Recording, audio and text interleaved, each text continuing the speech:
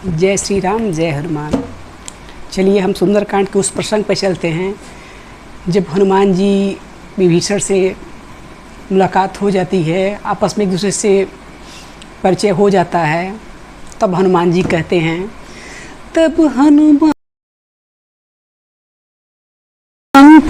कहा सुन भ्राता, देखी चहे वो जाने की माता, ज्योति विभीषण सक सुनाई, चले उपवन सुत दीता कराई, घरी सोई रूप गयो पुनित बनय सुख सीता रह जहाँ, देखी नहीं मन के प्रणामा, बैठे बीती जाती निसी जामा, कृष्ण तनु से सजता एक दीनी, जपत हृदय रघुपति गुण श्रेणी।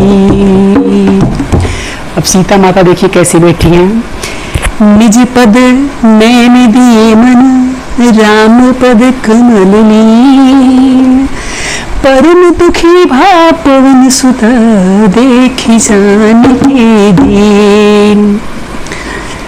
सीता माता चरणों की तरफ ध्यान लगाए हुए भगवान राम के चरणों का ध्यान करती हुई सिर झुकाए हुए बैठी हुई हैं, और जानकी जी की इस दीन दशा को देखकर हनुमान जी बहुत दुखी हो जाते हैं।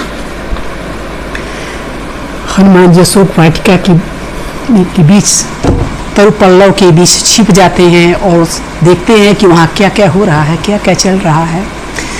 तरु पल्लव मुँह रहा लुकाहे,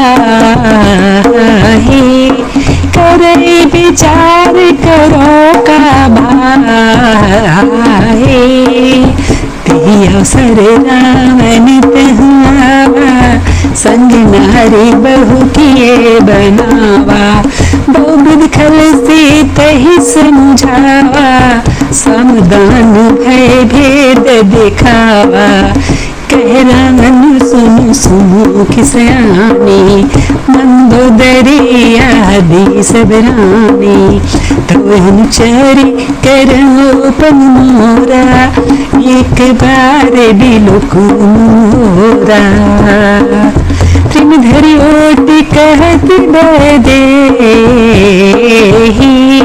सुमेरे अवधपति परम स्नेहि,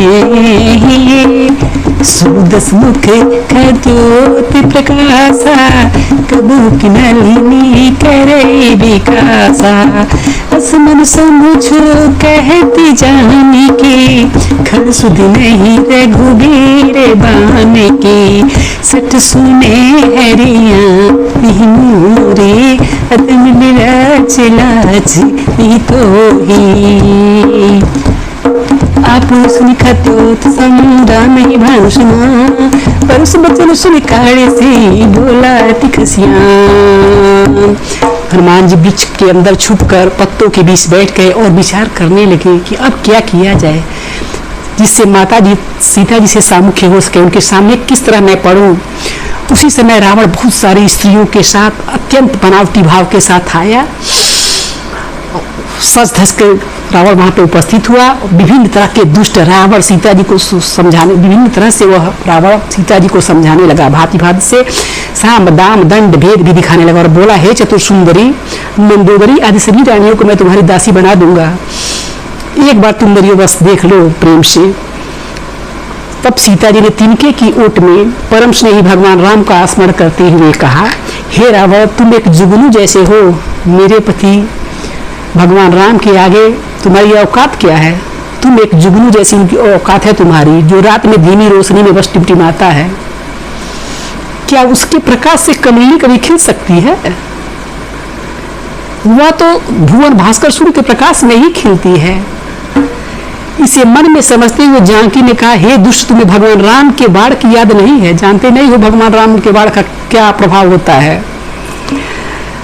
तुम मुझे चुपके से हर लाए हो, भगवान के राम के होते हुए तुम मेरा हरण नहीं कर सकते थे, तुमने धोखे से मुझे मेरा हरण किया, तो अपने आप को वीर मत समझो, पापी अधम, लाश तो तुम्हें आती नहीं। सीता जी द्वारा खुद को जुगनू एवं भगवान राम को सूर्य के समान कहने पर कठोर वचन मानते हुए ये ऐसे हमको कैसे कह दी। रावण को अपना तिरस्कार लगा और अपना तिरस्कार वो सह नहीं पाया, तलवार निकाल लिया और अत्यंत खींच कर गुस्सा कर बोला, सीता तय मन कृत अपमाना कठी हो तो सिर कठिन कृपाड़ा। सीता तुमने मेरा अपमान किया है, तेरा सिर मैं धड़ से अलग कर दूंगा। इसी तलवार से, देख रही हूँ तलवार, इसी तलवार से तुम्हारे सिर अलग कर दूंगा। माहित सपने मान मन बानी सुमुखी होती मत जीवन हानि। मेरी बात मान लो तभी तुम्हारा जीवन बच पाएगा। श्याम सरोज दाम सम सुंदर प्रभु भुज करी कर समदस कंधरे स्वभुज कंठे की तव यसी घोड़ा सुन सठयस प्रवण पनोरा। चंद्रहास हर मन परितापम रघुपति विरहीन संजातम शीतल में सत बहसी बरे धारा कैसी ताहर मन दुख भारा। सुनत बचन पुने मदन धावा मैथ में आ कही नीति बुझावा कैसी सकल से चरीन भुलाई सीते बहु विधि त्रास हो जाए। मास दिवस मुँह कान माना तो मैं मारब काढ़ी कृपाना। भवन गए दस कंधर यहाँ पिशाची निभृ सीता ही दास दिखावे धर ही रूप बहुमान। सीता तुमने मेरा अपमान किया, मैं इस कठोर कृपाण से तुम्हारा जो है सिर काट दूंगा, अन्यथा मेरी बात शीघ्र मान जाओ, ऐसा रावण कहता है सीता जी से, नहीं तो हे सुंदरी तुम्हारा जीवन खत्म हम कर देंगे। तब सीता जी ने कहा, हे 10 कंधों वाले रावण, भगवान राम श्याम सरोज के समान सुंदर हैं तथा प्रभु राम की भुजा हाथी के सूंड के समान शक्तिशाली एवं सुंदर है। या तो वे राम की भुजाएं ही मेरे कंठ को आलिंगन कर सकती है या तो कठोर तलवार, तुम तो नहीं मेरे कंठ को छू सकते हो। तुम्हारी तलवार मेरे सिर को काट दे, मुझे कोई आपत्ति नहीं। मेरी भुजाओं में हाथ डालेंगे तो मेरे प्रभु भगवान राम ही डालेंगे। तुम्हारी क्या औकात है जो मेरे कंठ में अपनी भुजाएं डाल सको। ये सपना देखना छोड़ दो। हे सठ, यह मेरा प्रण है।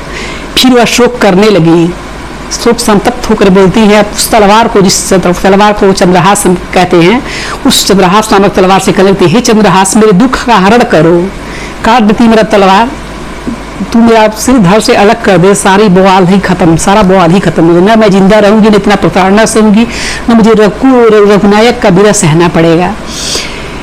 यह शरीर भगवान राम की विरह की अग्नि में जल रहा है, तुम अपनी शीतल वायु से मेरी भारी दुख का शमन करो। यह वचन सुनकर रावण मारने दौड़ा, किंतु मंदोदरी ने अनीति बताकर शांत कर दिया। साथ में मंदोदरी थी, उसने रावण को रोक दिया। रावण तो गुस्सा के सीता जी को मारने जा रहा था। मंदोदरी करे, ये क्या कर रहे हैं आप, ये ऐसा करना आपका उचित नहीं है। रावण ने राक्षसियों को आदेश दिया कि सीता को विभिन्न तरह से सताओ, डराओ, धमकाओ। यदि 1 माह में इसने मेरा कहना नहीं माना तो तलवार से इसका सर काट डालूंगा, और अपने महल में चला गया। पिशाच राक्षसियां विभिन्न मायावी रूप धरकर माता सीता को त्रास देने लगी और भयभीत करने लगी, डराने धमकाने लगी कि तुम माता श्री सीता जी को, उनसे क्या भय होता, जो महाबली रावण से नहीं डरी वो उन राक्षसियों से कैसे डरती। त्रिजटा नाम राक्षसी एका रामचरण रति पुण्य विवेका सबनु बोल सुनाए से सपना सीते से कर हित अपना सपनी बान रे लंका जा रे जतुधान से नास भुमारे करे ओढ़ नयन दस सीसा पंडित सिर खंडित भुज बेसा विदिशो दक्षिण दिश जाए लंका मन विभीषण पाए नगर फिरे रघुवीर दोहाए तब प्रभु सीता बोली पठाई यह सपना में कह पुकारे खोई साथ गए दिन चारी, बस बचन सुनीते सब डारी, जनक सुता के चरण में पड़ी, चैत गई सकल तरह सीता कर मन सोच, मास दिवस बीते नहीं मारे से चर पोच।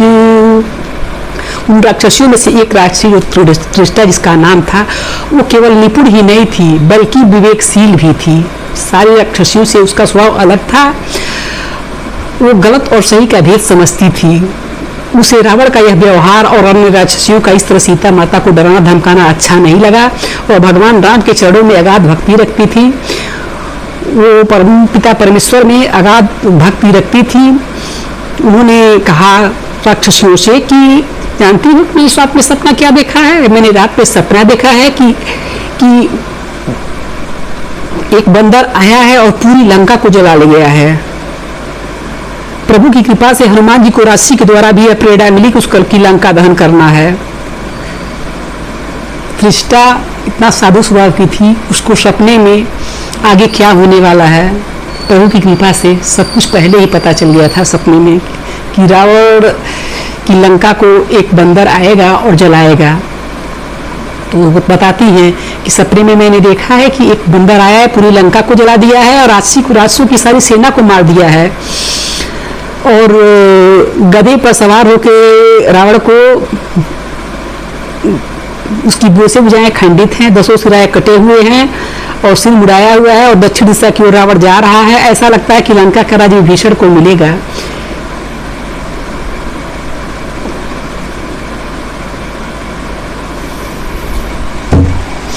आगे की कथा कल। जय श्री राम, जय हनुमान।